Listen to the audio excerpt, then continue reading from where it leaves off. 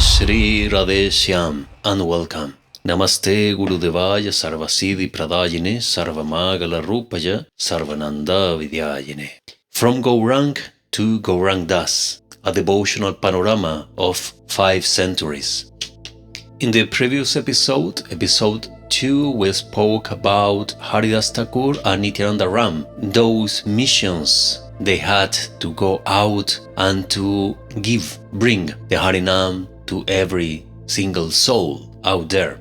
And in this adventure, they encounter Jagai and Madai. Before starting, I want to invite you to my Zoom lectures. Very soon, I will start doing Zoom lectures in English as I can. We will meet on Zoom. The day and time will be set up by the group, but I think Sunday evenings will be a very good time, evening Vrindavan time. That resting 5 or 2 hours will be European time and American time. So I think will be a great opportunity to get together, to speak, to have questions, answers, and to glorify our Shri Shri Nitai Gaur Shri Shri Radheshyam. What do you think about? Meetings will be free. So think about it, and if you feel the call, write me down, send me an email to GOURASANGHA, G-H-A in the end, Sangha, GOURASANGHA @gmail.com. Also check the description of the video, there are the contacts. Haridas and Nityanand, as usual, implore the 2 human monsters to serve and worship Krishna. The very word Krishna was enough to make Jagai Madai lose their temper. Full of sound and fury, they called the 2 angels humbugs and ran after them. Haridas and Nityanand took to their heels. Nityanand would not desist. First, he had a deep and natural sympathy for fallen creatures. Secondly, he had indomitable faith in the absolute power of Gaurang. The next day, Nitai and Haridas went to Jagai Madai again. With folded hands, Nitai addressed them thus: "Brothers, why do you spoil your precious lives? Worship Krishna. He is very merciful." It started the two drunkards. Madai rudely asked, "Who are you?" "I am Avadut," Nitai politely said. The very word Avadut irritated Madai. He at once picked up a pointed piece of the broken earthen pot lying there and flung it at Nitai. The piece hit Nitai's forehead and blood spurted. Nitai was unruffled and danced even in that state. It was the first time that Gaurang, accompanied by his devotees, took out the kirtan on the streets. Heat there to the kirtan was held within the 4 walls of Srivas, behind closed doors. Today the citizens of Navadvip witnessed it in public. Most of them were moved by the sight and joined the kirtan party. In the midst of all the happy singing, dancing, and the beating of the coals and cartels, Gaurang heard the sad news. The Lord rushed toward the spot.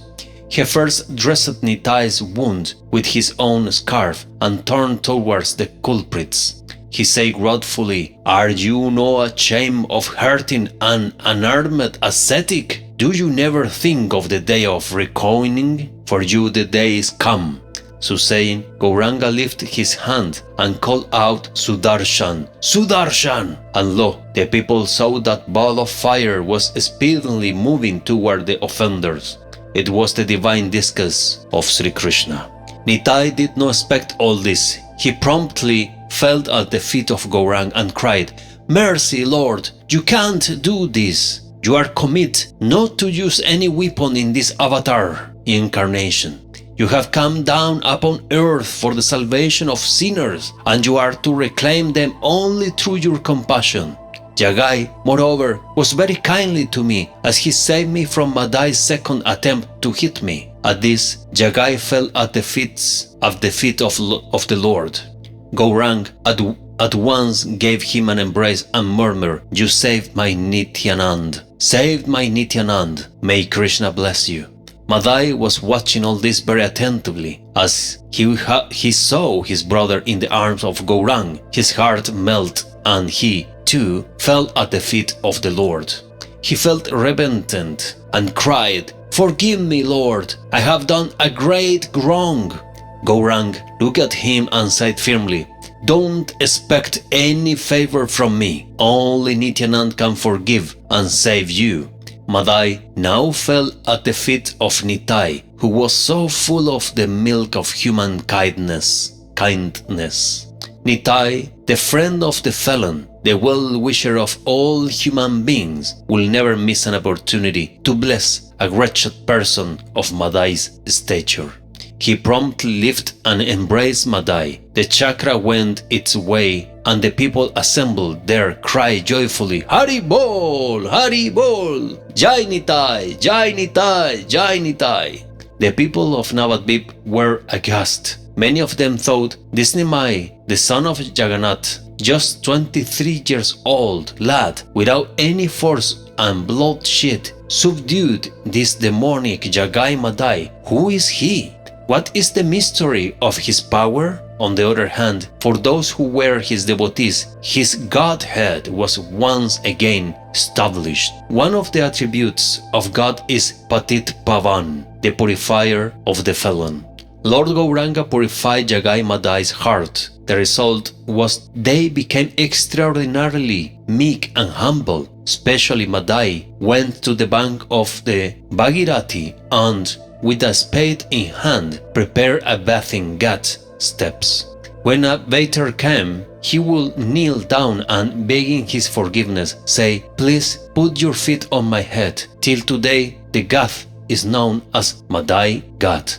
The reclamation of the two brothers testify to the infinite love, mercy, and concern of the Lord.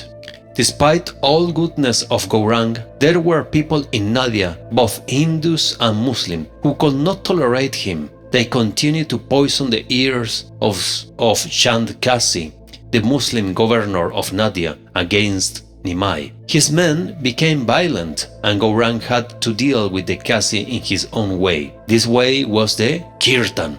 The news had spread throughout the town that Nimai would take out a Kirtan party in the evening. According to the plan, Nimai's followers and all those who had no doubts about his intentions assembled in front of the house.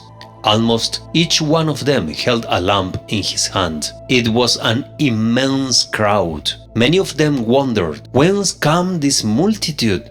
Have the gods from above come down to witness Nimai's dance? And why not? Nimai, the Lord, beautifully adorned, especially by his darling Gadadhar, stood in the midst of the kirtan parties. The tuft of hair studded with the flowers, the sandal paste marks on the 12 spots, including the forehead, as worn by the Vaishnavas, tilak, long fragrant garland swinging on the bosom, proclaiming its rare privilege. The elongate eyes stretching upon the ears, the golden hands like the trunk of an elephant reaching the knees, the stole of the shoulders, and the white loin cloth with red borders touching the ankles, and the beautiful anklets. Since the Lord was the tallest and fairest golden doll, as it were, each and every one in that large crowd could easily see him. At a single Haribol and an heart-taking whoop of the Lord, the devotees began to play in their kols, mirdangams, and kartals. The kirtan began, and the Lord, with hands uplifted, began to dance, patting the ground with his soft reddish lotus feet. That huge moving fair of dance, song and music went ahead. The mere thrill of the occasion filled the hearts of those who joined this fair, and they actually forgot the object of this campaign. The Lord, however, in the midst of all that enthusiasm and exaltation, did not lose sight of his goal. He at last took the road leading to the residence of the Kasi. Now, as if suddenly aroused from stupor, the people began to see the target clearly. Some very indignant persons began to cry, "Mars Kasi! Mars Kasi! Kill the Kasi! Kill him!" Some indeed had, in the meantime, laid their hands on whatever had come their way. The Lord, however, did not like it. He reproved them, and they became quiet. I want to add an important parenthesis on this lila, the Kasi, because Gauranga is dancing in the middle of several mandals, groups of kirtanas. The multitude was astonished. There were so many devotees. But remember that the Gaudiya movement, the Gauranga Mahaprabhu movement, was just starting by them. So from where so many devotees were coming? Our Vraj Gopal Das Agarwal said very well here in some lines that seems like the gods from the heaven have been coming down to join the Nimai's Kirtan, Gauranga's party. And this is quite possible that was the reason for the oceanic size of devotees in the Kirtan. But here is another interesting detail. It's not, at least here, until here, is not mentioned, but this lila appears in Chaitanya Charitamrita, you can read. From all the kirtans that were going on that time, there is account of the kirtans and the songs chant on this very time, with Gauranga Mahaprabhu leading all the kirtan parties, Nagara Kirtan, the kirtans in the street, going to the Kasi, were chanting a different Harinam. Different songs were chanted on that time.